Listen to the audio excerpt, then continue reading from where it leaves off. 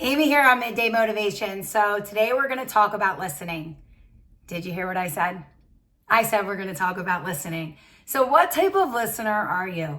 Are you a great listener? Are you so at listening to other people? Are you not so great at listening to other people? I think that listening to another human being is one of the nicest, kindest things that you can do for them. It makes them feel valued. It makes them feel seen. It makes them feel heard. But I mean truly listening to another person, like actually giving them your ear and your focus and your attention. And I think that's really hard to do, especially in this day and age when there are so many distractions. So we are going to talk about what it looks like to be a good listener. But I think before we can talk about what it looks like to be a good listener, we have to talk about the different listening behaviors that there are. And there is a ton of them. And so I just wrote down, so I am going to go to my notes on this one because there is no way that I can remember all of this. And so I wrote down the listening behaviors that I think most of us fall into and are a blend of. And so I think it's really important to know and to bring to your attention what we shouldn't be doing. And I think a lot of us do this. So let's talk about it. Let's talk about the different listening behaviors. So the first one is selective listening. You only hear what you want to hear. You pay attention to what interests you. Okay. The next one would be word listening. You pay attention to words, but you're not really focused on the body language or the tone or the emotion of the conversation. So you're basically missing the actual meaning. Remember, 93% of language is tone and body language. So you really need to pay attention to that. If someone is, if you're talking to someone and they say, I'm fine, but their body language and their tone says differently, then you need to kind of pay attention to that. Otherwise, you're missing the whole idea of the conversation and the whole meaning behind it. Okay. Defensive listening. You take everything personally. Even when it's not about you, you still take it as a personal attack on you. And sometimes, most of the time, it's not even about you and it's not meant to be an attack on you. Judgmental listening. Oh my goodness. We have so many people that fall into this category. You listen with your mind already made up. You listen to respond, not to actually understand. You're already judging. You're already criticizing. You're already giving advice of what you would do. And I think a lot of people fall into that. Inattentive listening or spacing out is when you are just zoning out, daydreaming, thinking about what you need to do next. And what other things that you'd rather be doing. You're totally zoning out. You're just lost in your own thoughts.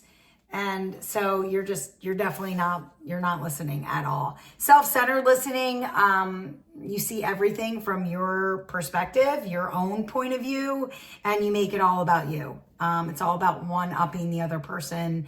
You don't even, you're not even, listening to anything they're saying because you're just thinking about yourself and how you would handle the situation. And, it's all about you. So those are a couple listening behaviors. I think another one that I would like to point out is distracted listening. I think people half listen now because most people are on their phones. And so they're kind of listening to you like they're half in, half out. And they're listening to certain things you're saying, but they're not getting like the whole gist of what you're saying.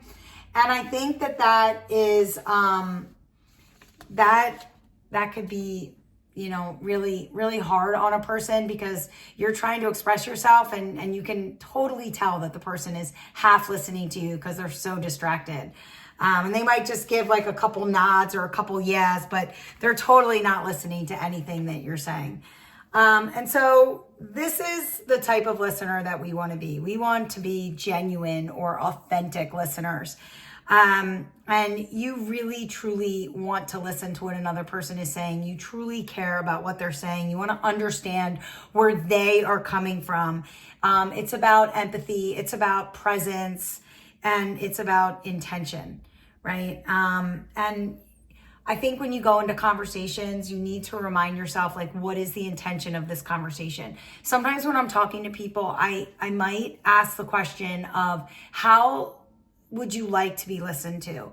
Am I listening to give you advice, or am I listening just so you can vent? And I think that is really important, because it makes a person feel seen. It makes them feel heard. It makes them feel valued at the very start of the conversation. It's like you're already giving them a choice. You're empowering them of how they want to be listened to. And I think that's really important. And so remind yourself of the intention of the conversation. You know, are you there to understand what's going on and try to help this person solve this problem? Or are you just there to listen and not judge and not fix? Ask people how they want to be listened to. I think that's really important. Be present. Put away all distractions. Phones, everything. I get it. So you have families and you're needed and you need, and you have other things that you need to be doing. But, if a friend really needs you and really needs your support, then you gotta make time for that.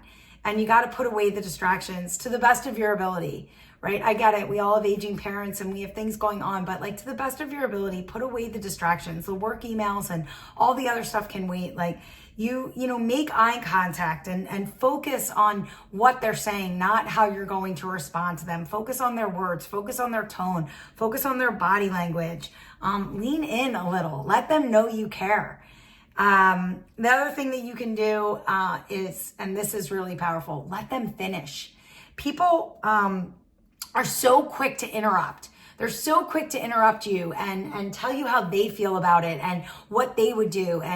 But you've got to let people finish. Don't interrupt.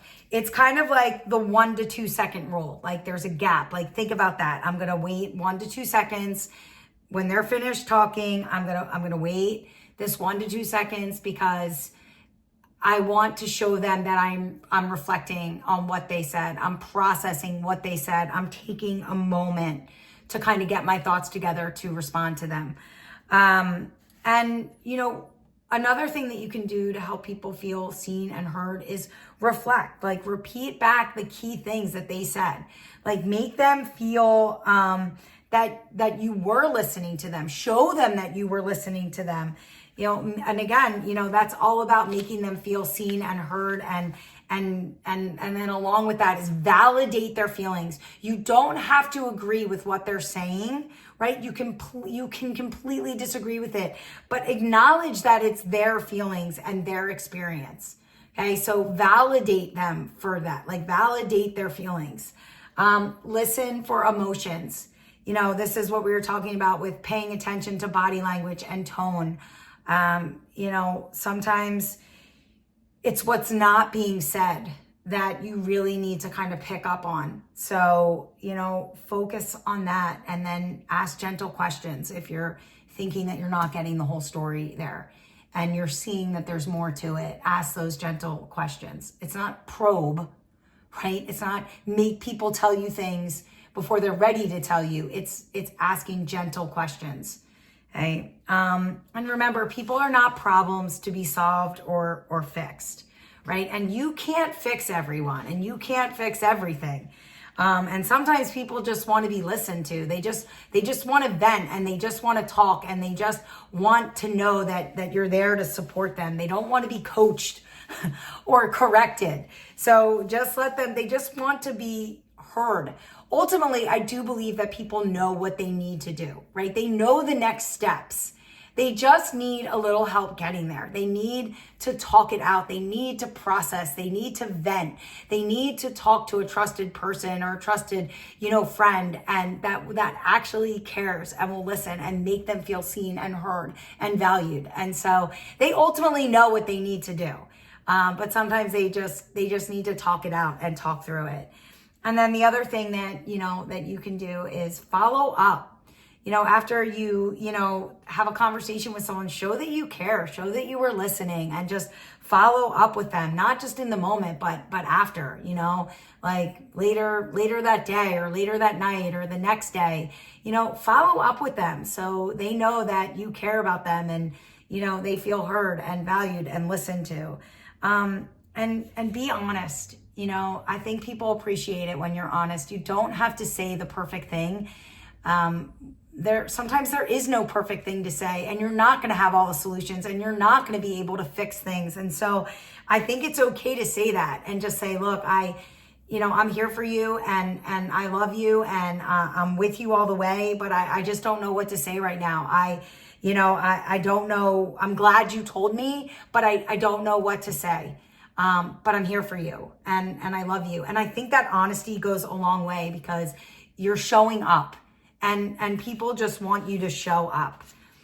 And so be a genuine listener, right? Think about how you're listening to other people. The nicest, kindest thing that you can do for another human being is give them let them talk to you and let them be seen and let them be heard.